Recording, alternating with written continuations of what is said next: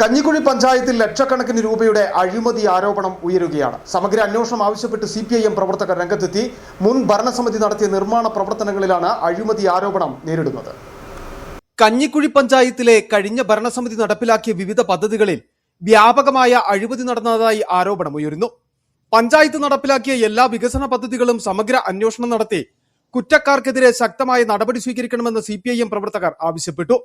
പഞ്ചായത്തിലെ മാലിന്യ പ്രശ്നങ്ങൾ പരിഹരിക്കുന്നതിനായി കഴിഞ്ഞ ഭരണസമിതിയുടെ കാലത്ത് നിർമ്മിച്ച കമ്പോസ്റ്റ് പ്ലാന്റിന്റെ നിർമ്മാണത്തിനായി 3,33,333 രൂപ ചെലവഴിച്ചതായി രേഖകളിൽ കാണിക്കുന്നു. എന്നാൽ വെറും 25,000 രൂപയിൽ പൂർത്തിയാക്കാവുന്ന പദ്ധതിക്കാണ് ഇത്രയും വലിയ തുക ചെലവഴിച്ചതെന്നാണ് പൊതുപ്രവർത്തകരുടെ ആരോപണം.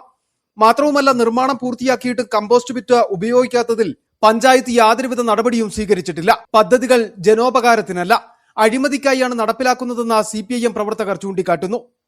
അതിനെതിരെ വ്യാപകമായ പ്രതിഷേധമുണ്ട്. കഴിഞ്ഞ ദിവസങ്ങളിൽ ഇത് ഇങ്ങനെ ഇരിക്കുന്നത് കണ്ടപ്പോൾ ഞങ്ങൾ പരിശോധിച്ചപ്പോൾ അത് നിർമ്മിച്ചതിന് ശേഷം അത് ഉപയോഗപ്പെടുത്തിയിട്ടില്ല, അടച്ചിട്ടിരിക്കുന്ന സമീപനമാണുള്ളത്. അതിന് ചുറ്റും ഇപ്പോൾ നിലവിൽ പ്ലാസ്റ്റിക്കും മാലിന്യവും കൂലാരമായി കിടക്കുകയാണ് ചെയ്യുന്നത്.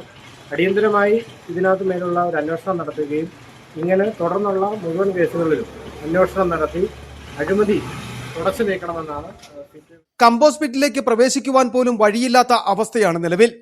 പ്രദേശം മുഴുവൻ കാടുപടലങ്ങൾ പടർന്നു കിടക്കുകയാണ്.